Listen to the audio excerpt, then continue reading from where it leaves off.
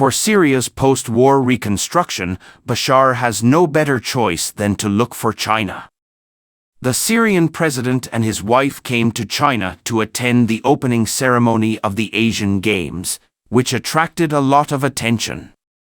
In fact, from the perspective of interests between countries, the main purpose of Bashar and his wife coming to China this time is to discuss economic and trade projects with China, because Syria is now facing the problem of post-war reconstruction. Looking at the current situation in the entire Middle East, including Syria itself, no country is more suitable to participate in Syria's post-war reconstruction except China. Let us take a closer look in this video.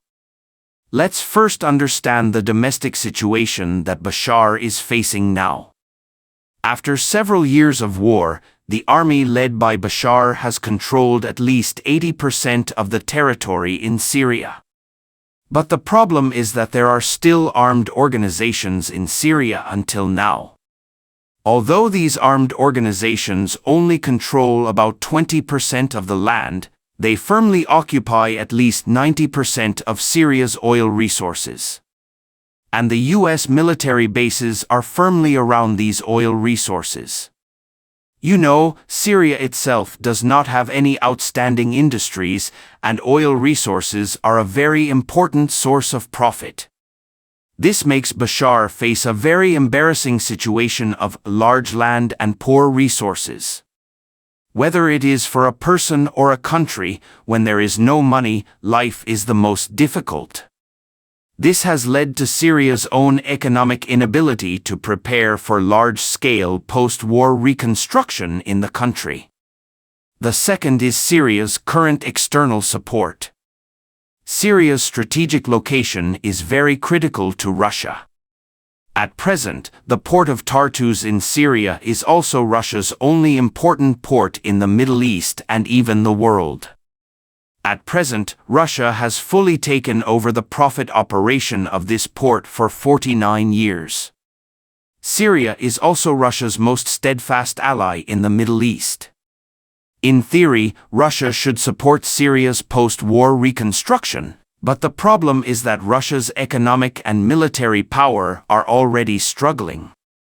There is no way to come up with huge funds and various energies to help Syria. Iran has always had a very close relationship with Syria, including the fact that the Iranian army was actually the main force among the main forces during the Syrian civil war. However, post-war reconstruction is also beyond the ability of Iran, whose economy has long been suppressed by the United States and related sanctions. Saudi Arabia can provide certain financial support, but this country has no corresponding construction technology except for providing financial support. Post-war reconstruction means that a large amount of urban infrastructure needs to be rebuilt, including various stations, office buildings, various roads, bridges, etc. For Saudi Arabia, these projects can provide part of the money but cannot provide people and technology.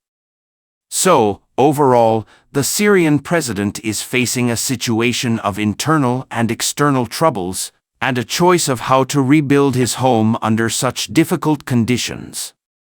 Syria has long been isolated and sanctioned by the United States and the Western world, and its current allies are unable to do what they want. Under such circumstances, Bashar can only turn his attention to the east of the world. At this time, China's emergence undoubtedly brought hope to Libya.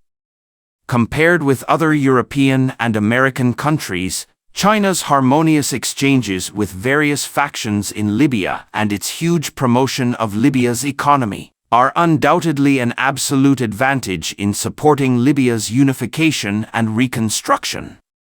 The relationship between China and Libya can be traced back to 1955, when Premier Zhou Enlai had contact with the Libyan delegation at the Bandung Conference.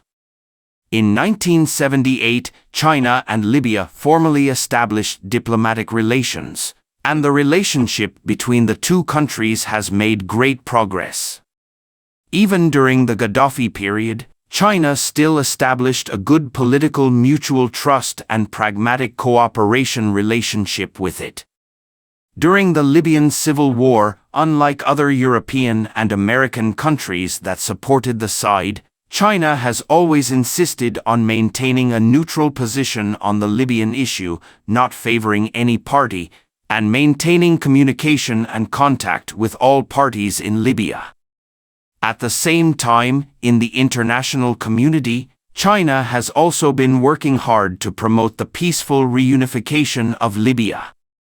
More importantly, China and Libya have a deep and good foundation for economic cooperation.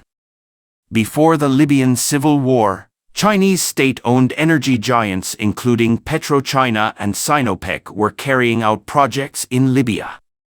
Data showed that China's energy investment in Libya exceeded $20 billion at that time.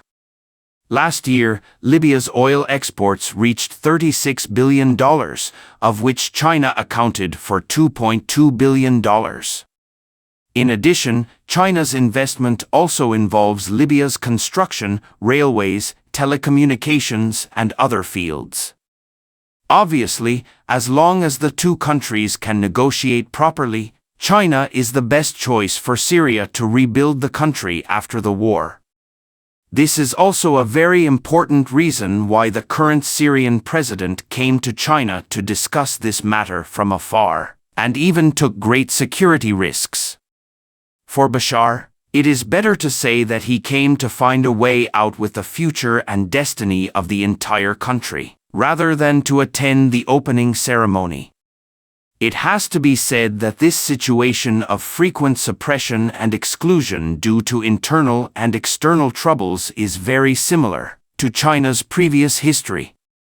For China, if we consider it purely from the perspective of national interests, there are both advantages and disadvantages to vigorously aiding Syria in terms of infrastructure. The advantage is that there are indeed benefits to be gained. As long as China provides assistance to Syria, Saudi Arabia, Iran, and Russia will support it, and there should be no problem with funds and resources. At the same time, vigorously aiding Syria is also beneficial to China's strategic layout in the Middle East.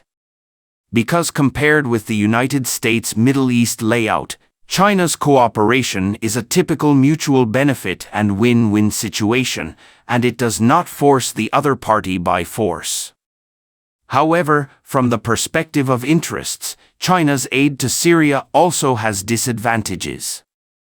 This is the uncertainty of the current situation in Syria and even the entire Middle East, which has led to a longer investment cycle and a longer return cycle. If the armed organizations in Syria suddenly become bigger and stronger during China's vigorous assistance to Syria's post-war reconstruction, and even eventually overthrow Bashar, then for China, it is very likely to face a situation where all the money is lost. Therefore, combined with this basic thinking judgment of advantages and disadvantages, China may make a suitable choice after comprehensive consideration. Good political mutual trust and a deep foundation for economic cooperation are not available in other European and American countries, which is why Libya hopes to cooperate with China. Of course, China will not do business at a loss. While helping Libya rebuild, it can also promote the revitalization of China's local oil cooperation projects and increase China's influence in Africa. This can be regarded as a win-win cooperation. Thank you for watching. If you enjoyed this video, don't forget to like, comment, and subscribe to our channel for more great content. See you next time.